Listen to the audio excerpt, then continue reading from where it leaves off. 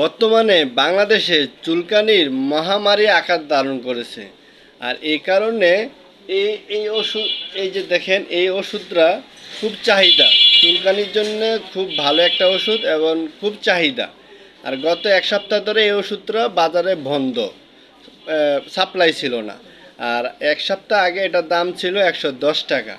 আর বর্তমানে বাজারে আসছে, বর্তমানে বাজারে এটার দাম হলো 200 টাকা। এই যে এখানে দেখেন, 200 টাকা এটার দাম। তাহলে এত টাকার দাম, এটা ডিফারেন্সটা, এত টাকার দাম কেন বাড়বে? এটা ডিফারেন্সটা এত কেন? মানে দাম বাড়ারও তো একটা লজিক আছে। এটার ব্যাখ্যাটা আমি জানতে চাই।